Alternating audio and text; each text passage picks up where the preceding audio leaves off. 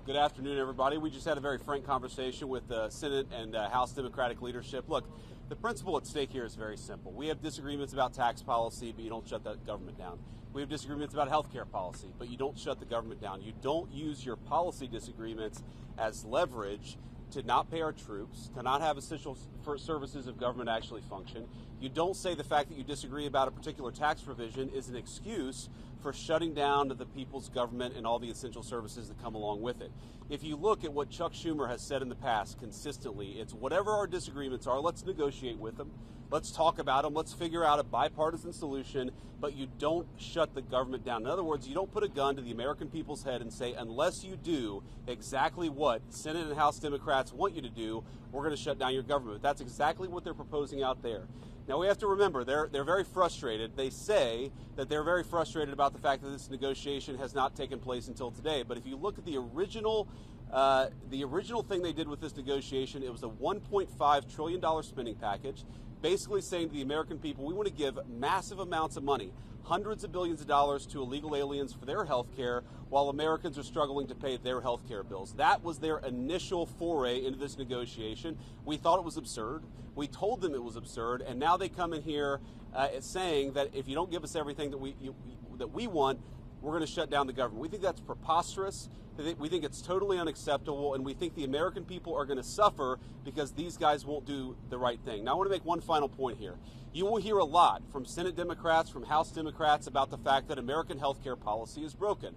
Well, we know that American health care policy is broken. We've been trying to fix it for the 8 months that we've been in office, but every single thing that they accuse about being broken about American health care is policy the Democrats have supported for the past decade. So if they want to talk about how to fix American health care policy, let's do it. The Speaker would love to do it. The Senate Majority Leader would love to do it. Let's work on it together, but let's do it in the context of an open government that's providing essential services to the American people. That's all that we're proposing to do, and the fact that they refuse to do that shows how unreasonable their position is. I think we're headed to a shutdown because the Democrats won't do the right thing. I hope they change their mind, but we're going to see. I'll let the Speaker say a few words.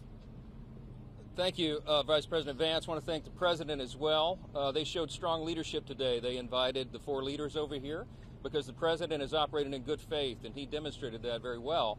The problem is that Chuck Schumer and Leader Jeffries refuse to acknowledge the simple facts. Let's review what the simple facts are. As the Vice President was saying, this is the common sense thing to do. This is the right thing to do. This is the simple thing to do. By way of review, the House is getting back to the way the regular appropriations process is supposed to work. 12 separate appropriations bills passed through the House Appropriations Committee, 3 off the floor. The Senate doing their work as well. All this in bipartisan fashion, by the way. They passed 3 bills in the Senate.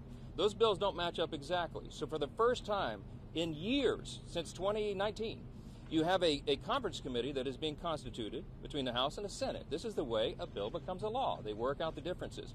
All this is happening in bipartisan fashion. The problem is we've run out of clock. September 30th is the end of the fiscal year, so we need a little more time. So what we did in the Republican majority is the right, responsible, simple thing. A clean, continuing resolution, a short-term, nonpartisan continuing resolution. It's only 24 pages in length. Leader Thune has a copy if you want to see the exhibit. There's nothing partisan in here. No policy writers, none of our big party preferences, because we want to do the right thing by the American people and allow more time for negotiation. Now, there's a reason that Chuck Schumer and Hakeem Jeffries have come out here, stomped the feet, saying that they can't go along with this. They're trying to bring in extraneous issues. They issued a counter proposal. You should go take a look at what they requested. $1.5 trillion in new spending that is unrelated to the ongoing appropriations process. They wanted to, as you said, restore taxpayer-funded benefits, okay? Hard-working taxpayers in America, they want to take your funds and give that for benefits to illegal aliens. They want to restore that because we got rid of it. They want to prop up left-leaning media outlets. $500 million they threw in on top of that.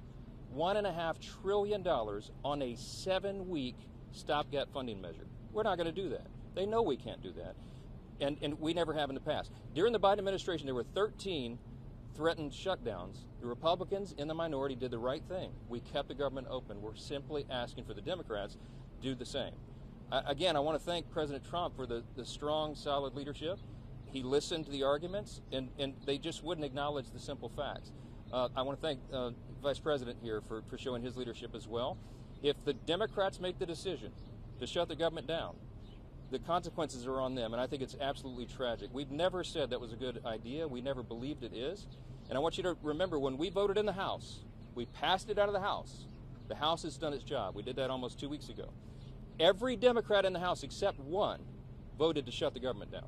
That is the record, and don't forget it. I'll ask Leader Thune to step in here. Well, thanks, Mr. Speaker, Mr. Vice President. This right here, ladies and gentlemen, is what we're talking about. 24 pages. It's a continuing resolution to fund the government through November the 21st.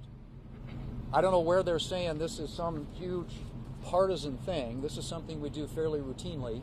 And when the Democrats had the majority on 13 different occasions, they had the majority, President Biden was in the White House, we passed continuing resolutions to fund the government. This is purely and simply hostage taking on behalf of the Democrats. The Republicans are united. House Republicans, Senate Republicans, President Trump. The House has passed a clean funding resolution to fund the government until November the 21st. It's clean, it is bipartisan, and it is short term. But it gives us enough time to finish the appropriations process, which is the way we should be funding the government. So Republicans in the House, in the Senate, President united, they've passed the bill. This is sitting right now at the Senate desk. We could pick it up and pass it tonight. We could pick it up and pass it tomorrow before the government shuts down. And then we don't have a government shutdown. It is totally up to the Democrats, because right now they are the only thing standing between the American people and the government shutting down. We're all in favor of funding the government, and this is something that's been done routinely 13 different times by the Democrats when they had the majority. So it's to me, it's purely a hostage-taking exercise on the part of the Democrats. We are willing to sit down and work with them on some of the issues they want to talk about, whether it's the extension of premium tax credits with reforms. We're happy to have that conversation. But as of right now, this is a hijacking of the American people, and it's the American people who are going to pay the price. Russ, you want to say a few words? Sure. We want to keep this government open. It is not good for the American people to have the government shut down for any period of time. We will manage it appropriately, but it is something that can all be avoided. It can all be avoided by accepting a reasonable position, which is what the House has passed and what sits at the Senate desk, which is to continue to fund the government with a short-term continuing resolution. It has never been a viewpoint that $1.5 trillion is a reasonable amount of spending to be included on a short-term CR. This is hostage-taking. It is not something that we are going to accept, and we hope that the Democrats come back from the brink, fund this government, and allow us to move forward. Thank you. Great. Mr. Vice President, so just to be clear, is there room for negotiation here with Democrats? And you mentioned you believe that we are headed toward a government shutdown. Is the federal government preparing to fire federal workers if the government does indeed shut down? Well, first of all, we have to keep essential services functioning as well as possible if the Democrats shut down the government, and Russ has been tasked with making sure that's possible. Now, you asked about negotiations. One of the things I admired about the president, but frankly the entire team's approach during the conversation we just had with Chuck Schumer and Hakeem Jeffries was, they have some crazy ideas. Giving taxpayer money to illegal aliens for health care, that's a crazy idea.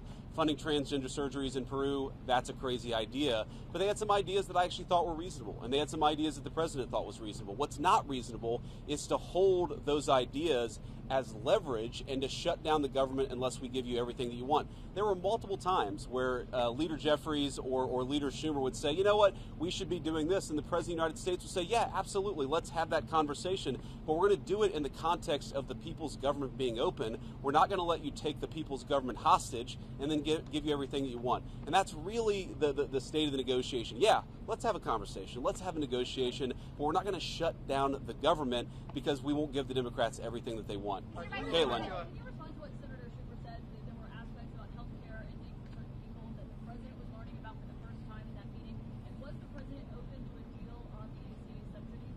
Well, I'm highly skeptical that the president was learning about it for the first time, thanks to Chuck Schumer. But what I will say is, look, We have put a $50 billion rural hospital fund into the big beautiful bill that we passed a few months ago, because we know that under Biden administration's policies, there are a lot of small town hospitals, a lot of rural health care that was getting shut down and that was struggling. We're trying to fix that problem. In fact, we're happy to work with Democrats to fix that problem. We want to work across the aisle to make sure that people have access to good health care. We are not going to let Democrats shut down the government, take a hostage, unless we give them everything that they want. That's not how the people's government has ever worked. That's certainly not how it's going to work under the Trump administration. Go ahead, please. This is very important on health care. Their counterproposal, what Chuck Schumer and Hakeem Jeffries are demanding, is that they claw back the $50 billion that we put into the rural hospital support structure. They want to take that back.